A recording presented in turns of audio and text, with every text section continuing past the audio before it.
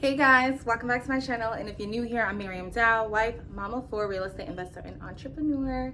Happy Sunday.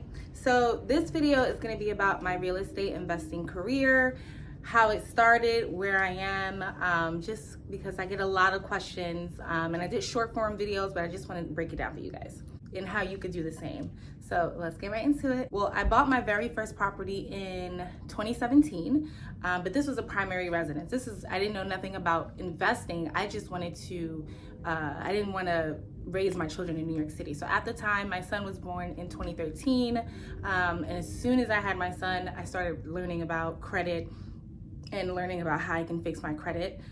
So how I can basically buy a house, and that's when I started learning about credit. I didn't have any credit cards at the time, and that's how I started to build my credit slowly. And the reason why it was very important to me not to raise my child in New York was because I came to the US when I was 6 months old. So I was born in West Africa, Mali, came to the US when I was 6 months old with my parents to New York City. And although I never had an accent or anything like that, basically started crawling in the US, my upbringing was really hard. In middle school and elementary and in high school, there was a lot of fighting going on. I was fighting all the time. I was getting jumped all the time. I was getting bullied all the time just for being African. So now, with all the African artists and Afro Nation and Afro beats and all that, Burna Boy, all the African artists, it's cool now. You have a lot of African Americans now going to Africa, and they going to Ghana, they going to Nigeria. But when I was in the 90s, when I was in elementary school, and the early 2000s when I was in high school and stuff like that, it wasn't really that cool to be African. We got bullied on a lot. And I remember my older brother, he came when he was a teenager, so he had a really thick accent, didn't really understand the language, and he was getting bullied all the time. So I remember just telling myself, that's not gonna happen to me. So I was constantly fighting. So I just had a very traumatic experience. So once I had my son in 2013, I was like, oh no, my son is not getting raised in the New York City. I still want to be close to my family who lives in New York, but yeah, we're gonna have to find something. So 2014 is when I started really, working on my credit.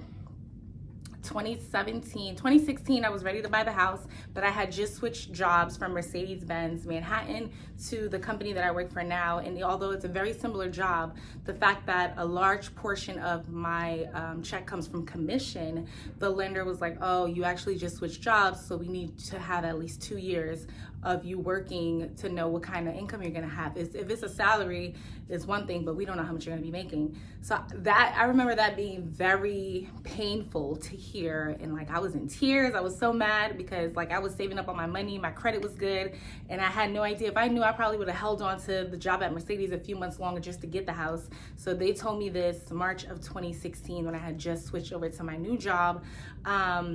And then I got pregnant with my daughter. So now I'm, baby number 2 is coming. We still living in Harlem. The building that we live in is actually a new building, but we live across the street from the projects. So there's a lot of shooting going on. There's a lot of police activity, stabbings, literally right across the street. And I'm never really there. I'm always hanging out with my moms, and then we literally just come home. I didn't even go to the corner store where we lived. So I just didn't want to live there, So then 2017 came around. I had my daughter December of 2016. And although I remember the lender saying that they need at least 2 years of me working there, I was like, let me shoot him an email anyway, because now I'm on maternity leave until March. And I shoot him an email, the lender, I kept a good rapport with him. He was like, hey, send me your last check of December. I sent him my last check, which at the time was, I think, $15,000, the very last check. And I get paid bi-weekly. And he was like, oh, you're good to go. I don't need 2 years. Yeah, you're good to go because you have the income. Start looking for houses. So he gave me a pre-approval letter. I sent that to the realtor. I was so happy. So now the goal was, okay, let's find a house before I go back to work from maternity leave. Looked at 27 houses, bought this current house, and we closed March 13th of 2017, and then we didn't move. And I went back to maternity leave March 19th. So it's once I set a goal, we need to accomplish this. Went back to work March 19th, still living in New York because we're doing renovations on this house. We moved here April 1st. So that was me, getting into my first residence. And, we all think, when you buy a house, okay, assets No, your residence is not an asset. If you don't have like, if you're not house hacking and you're just paying the mortgage and you don't have anyone actually, pouring back into the house, paying you for the living at that location, then that's not an asset. I'm sorry to break it to you guys. It's a liability. So if I would have did more research, I would have got into a multifamily. But at the time, the goal was to get my kids out of New York. Did not want to raise my kids there because of the traumatic experience I had. So that was that. We moved here, and then now I have a long commute to work because now I'm taking the bus, New Jersey Transit to Port Authority, getting to work, and then now I have all this time. So it's like I'm on the bus for 40 minutes to an hour, and I just started listening to podcasts. Now that I bought the house, now I'm learning about Bigger Pockets, and that's when I would just listen to the podcast, one in the morning on the way to work, one in the evening on the way back home. And then I started, reading the books. So I'm like really learning and really engaging about this. 2018 comes around, and like I'm getting close. I started reading about this book called How to Invest Out of State, because I was looking at properties around here and it was just so expensive. And as I'm starting to get closer and closer to, okay, I think I'm comfortable, I think I want to do this, I found out that I was pregnant with twins. So I'm like, I love learning. So all the books that I was reading about real estate, traded those books in about, and then I started buying books about multiple pregnancies. So I started to learn about, twin pregnancies, triplet pregnancies, multiple pregnancies, and, best foods to eat and things to expect, because I just love learning. So the focus on real estate totally went out the door. So I had my twins April of 2019. And then I took that year off. I had some complications, so I took that year off. Following year, I was supposed to go back to work April of 2020, and then COVID happened. So as of March of 2020, my job literally put everyone on furlough. So my disability checks, because I had some complications, were a good amount. But now, all of that is gone. I was ready to go back to work, and now I'm on furlough. So when we were put on furlough, we were all making unemployment. New York State, the maximum I was getting was 500, and they was kicking in an additional 300. So I think I was making like 800 a week. But now I've been out of work, like everyone is going out of work now, and I was already out of work for 1 year. So the savings is low. We have twins. We went from a family of 4 to a family of 6. So things are starting to happen. So then that's when, 2020 created a lot of new businesses. It was a mindset shift for a lot of us. So that's when I was just like, I can't do this anymore. I can't just rely on one person. And I saw this quote somewhere on Instagram where it says, if you give them, permission to feed you, or if you give them the right to feed you, you give them permission to starve you, something along those lines.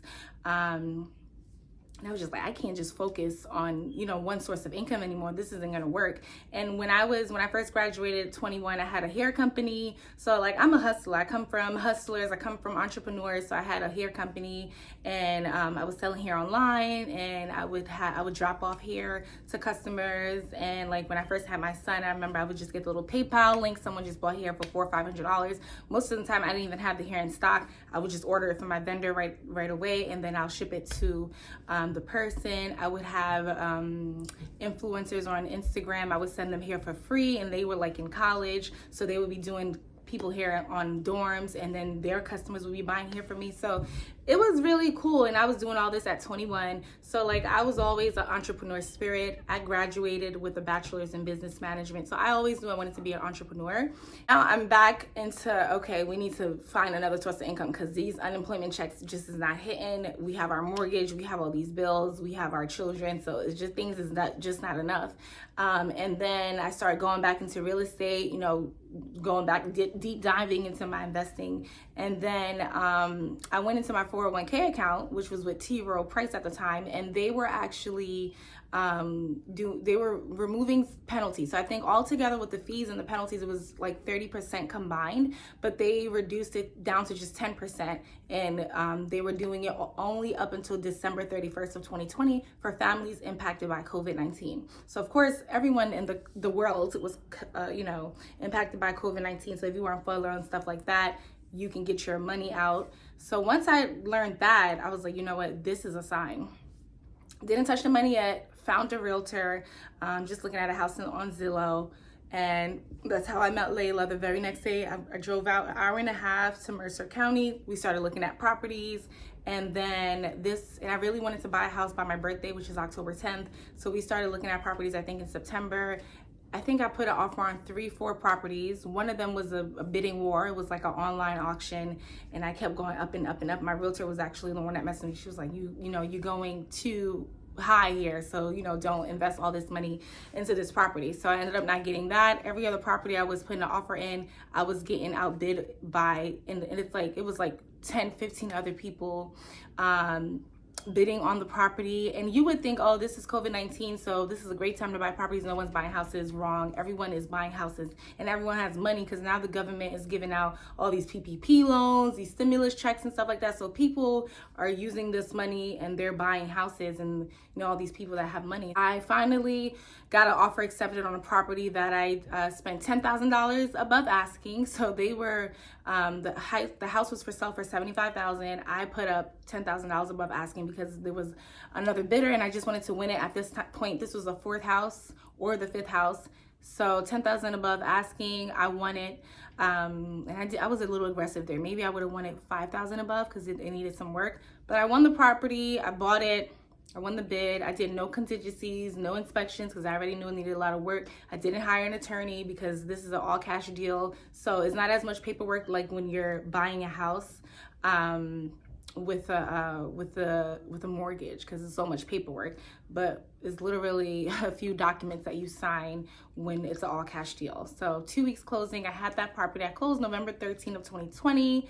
And then it took me like a month to find a contractor. Found a contractor. He was done working by February of 2020. We had the certificate of occupancy by March of 2020. So like mid-February he was done, and it was a whole bunch of back and forth there. So now I didn't learn about Airbnb or none of that. I would hear about it, but that wasn't the goal. This was just buy the house. I was following the methods that they were doing on BiggerPockets, buy the house, and then, put someone in it. I really wanted to do Section 8 because I was hearing a lot of horror stories about tenants just not paying and you still have this mortgage to pay. Thankfully, I didn't have a mortgage, but I knew I wanted to refinance. But there's a peace of mind that comes when you own the property outright and you don't have a mortgage to pay. So I was totally fine with keeping that property vacant. I screened about 40-50 tenants. And a lot of them, I was catching them in lies. I would screen and I call the employer, they're lying on the application. So I just wasn't really easy about rent. I wasn't in a rush to rent it out because I wasn't making any payments. So I was good. So it sat vacant for March. And then I went to Dubai, I think in July, and it just clicked. And I was like, I think I saw a TikTok of how much this guy was making on his Airbnbs, and him and his wife were able to retire, and they're traveling on like they have like a travel van, and they just living the best life, and they're living off of just a few Airbnbs. So I was like, you know what? Let me do this Airbnb. So I decided to fully furnish the Airbnb, just give it a try. I created an account with airdna.com, so it did tell me that I was, what the competition is making, and I was looking at these listings that just wasn't decorated nicely, or the pictures were really not good. And that first month, I think I listed it mid-month, so I probably made like $1,600 to $2,000, I'm not sure. But that October was the first full month, and I made a few $1,000s, $3,000-$4,000. At this point, the majority of it is all profit because I only had my Wi-Fi that I was paying for, which is $100. So my expenses monthly came to about $500, a little bit under $500, and everything else is profit. The most that I made on the Airbnb was $6,700 August of 2021. But now I want to get into BRRRR because now I'm trying to scale my business. The first one's doing really good. Took 3 months to do everything. Now I'm learning more about it. I'm creating videos. I'm getting people that wants me to, educate them. So September of 2021 is when I listed it on Airbnb. So March of 2022 is when I did a refinance. Now what I'm doing now is called a BRRRR. You buy the property. The acronym is a B with 4 R's. You buy the property, you renovate it. So buy, rehab, rent, you rent it out to a tenant. Refinance, that's when you pull the cash out, repeat. So when I did the refinance, the bank came and they appraised the property at $160,000. So remember, I bought this property for $85,000. It took $45,000 for all the renovations, all the material, everything. So I was all in at $130,000. The bank valued the property. They did a full walkthrough at $160,000. So once they did that, I'm able to pull out, depending on your credit, between 75% to 85% of that, and they'll give that to you cash. So the loan that I now have on the property is $101,000. So they gave me $101,000, and that includes like closing and all that. So I didn't have to come out of pocket with nothing. Closing was deducted from that 101. So I think I really walked away with like a little bit under 90,000. It was like a 7% interest rate, so it was really high. What we did was a DSCR loan. So this was an investment property loan, because since this was I had an Airbnb tenant in the house, the loan was a little bit different. If it was a long-term tenant, they really go for they look at the lease and stuff. They didn't really have that much offers out there, like lending offers out there for Airbnb, because Airbnb is still considered new, and these lending offers that they have, things that they're offering are like been in the industry for years. So I did a DSCR loan. I used that money, me and my husband combined money together. We bought our property together in Ewing, June of 2022. I don't like the money to sit in my account for too long, okay? So I'm trying to flip it out. It can't just be sitting there. It needs to go into another property. So June of 2022, I bought this property right here. I'll put images of the properties. And this property cost us $151,000, I believe, or $156,000. I don't remember. I'll put the digit here. And me and my husband combined funds that we had together. We bought it all cash because I was trying to do it with the loan, and I think it was the paperwork that was turning me off. The paperwork was turning me, all the paperwork that they wanted. Oh, and then this property wasn't in livable condition. So it's hard to get a loan on a property that's basically almost like they consider a tear down, or it needs. If you want to get a loan on a property, the mortgage company sends out the appraiser to come check out the home, and there needs to be fixtures in the house. And there was really no fixtures in this house. It was not in livable condition. It was vacant for years. So there was like rodents in there and stuff like that. So I couldn't get a loan. And I think I could get like another loan, but I don't remember. I was just like, you know what, we could afford to buy this cash. And then another thing is, the peace of mind that I had with buying my first property, I wanted to correlate that here too. So I didn't want to buy a house with a mortgage, and then in 30 days I need to pay a mortgage, or in 60 days I need to pay a mortgage. Usually the first month is credited in escrow already, and I don't have no tenants in there. So I felt like that would be too much pressure. So I just convinced my husband. I was like, let's just buy this cash. Like I did the first one, no pressure, because we live an hour and a half away. We both have our jobs. We have 4 kids, and I didn't want to put any pressure on us. What I loved is that this property was in a really nice area. The first property is in Trenton, which is really like the hood. Ewing is a suburb, so it was really nice. It had a big backyard, and it came with a vacant lot. So I knew like once I was up and running, I can get the vacant lot nice and fixed. So with this property, then my sister, I was trying to get her into real estate. She's into law. She got her bachelor's. She's going to Columbia now, so shout out to her, Columbia Law. And I was trying to get her into real estate, and every offer she was listing, it was just not coming back. They wasn't accepting her offer, because at this time, 2030, she put an offer on a house once that had like 50 offers. And at this point, they're just removing all the FHA loans, because FHA comes with a lot of tedious rules and tedious inspections and stuff like that. So they want cash offers. If they don't have that, then the next appealing loan would be a conventional loan. And if they don't look at that, they're looking at FHA like last. So it was getting hard for her to get an offer accepted. I'm like, how about we go half and half on a duplex? So then a month later, literally 3 weeks later, in July of 2022, bought a duplex with my sister. Now, my mind thought on this, and I'll put images of the duplex here, was the duplex was going to be easier to finish because it looked done. Whereas the Ewing property, the one that I bought with my husband, I felt like everything needed to get done. I didn't get the architect plans yet. It took me like 2-3 months for the architect to get back with the plans, because they're busy and it's all this waiting. So I'm like, we can't really do nothing with that. We just did demolition. So let me move on to this project with my sister.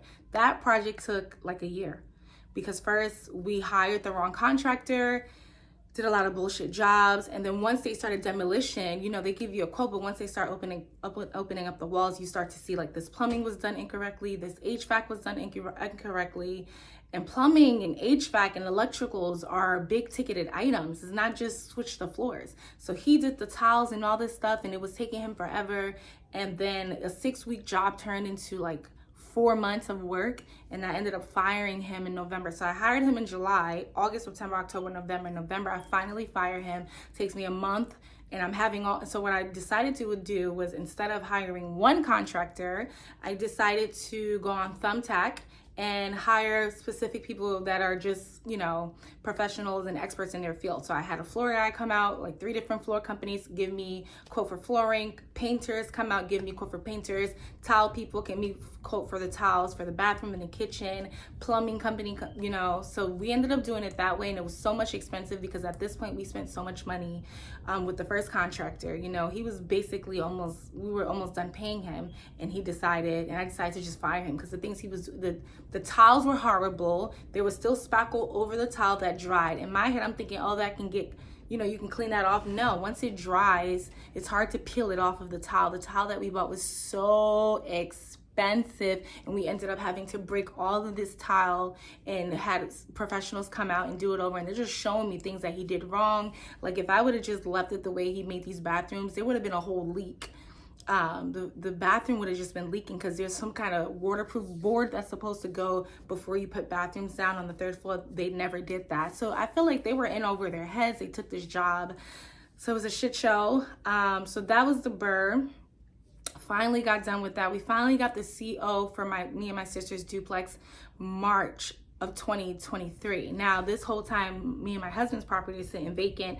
I'm, you know, talking to subcontractors like roofers, siding companies, framing companies. So I have all the contacts that I want to work with, but it's just too much for me to focus on 2 at the same time. Plus, this property done took all my money and killed my credit because I maxed out on all my cards and my credit. And with that property and duplex, after all that, the first bedroom unit was done in we had our CO in March, but that wasn't done, furnished, and listed until June, because now we're like, we get paid, we use that money to go buy more furniture, we get paid. So we were using our checks, because now it's like a year in, money's dried up. October is when the pink unit was actually now listed. So now that's when we have both units. And after all that work, I have people coming into the property and they're not happy. They pull up, outside is disgusting, there's trash everywhere. And these are signs that I didn't see when we went to go take a look at the house. We bought the house July of 2022. So it's the summertime, and I was looking out for these signs and everything looked nice and clean. So I don't know if the seller was just making it nice and clean, and then now that we bought it, it's like people pull up and it's disgusting, and there's so many people just sitting on the steps smoking weed. So after a few months, December came around, and I just told my sister, I'm like, hey, November, December, I was like, I'm done with this property. Every other guest that comes are like, it's beautiful inside, but we're not staying here. It's disgusting. So after you get a lot of tenants are just not happy. You know, they're on vacation with their family. They come, they don't feel safe because everything that's going on outside, that's out of my control. So I was just like, I think I'm done with this property. I put too much time, energy. Don't mind that. That's my washing machine, that noise that you hear. But I was like, I put too much time and energy into this property, and I just don't want to deal with this anymore. So I told my sister, like, let's sell it. It's gonna be a loss. It's gonna be an L, but we learned a lot from it. Like, I don't want to deal with this shit anymore, and I just want to go move on to my other house. And that's where we kind of disagreed. She didn't want to sell it. So I kind of just walked away from that. I'm letting her handle everything. And my mom being the mediator between the two of us, because, you know, my partner on the house is my little sister. She kind of bought me out. So I kind of just let my sister deal with it, and it's still to this day causing her problems. I know it's only been like, 2 months, but didn't want to deal with it anymore. And I'm still, helping her out and stuff like that. But it's just like a weight lifted on my shoulders because I don't want to deal with it. So now I'm fully focused on the Ewing property, and I posted a reel with the siding of how the house is supposed to look on my Instagram like months ago. So we were supposed to start with that house so long ago, but it was holding us back because I was focusing on the duplex, which took like over a year. And after all that time, didn't really feel like it was even worth it. So, and that being my sister's first deal, she was like, I'm never buying a property again. That being my second deal, and I'm like, no, if this was my first deal, I probably would have had the same experience, but my first deal was, you know, at the time I was like, this contractor, he's not getting back to me, he's taking forever. It was a piece of cake compared to the second deal because the contractor I hired, so the contractor will make or break your business. That's just my first burr. Basically recycling the same money that I got from my 401k. My husband added some money. We bought this one together, and then me and my sister, we went half and half on the other one. The duplex was, we did with a loan. So this entire time that this house wasn't, you know, being rented, we had a mortgage to pay that we were responsible for every month. So it was just so draining. And like, I'm thankful that me and my husband bought this one. And the value's gone up, even though we haven't touched it, you know, going on 2 years now, the value's gone up. But I'm so happy to say things are finally progressing, and you will see all of that content as well. I hope I inspired some people to actually start your real estate investing career. If you guys have any questions, put it in the comment section down below. But thank you so much for watching, and I'll see you in my next video. Bye.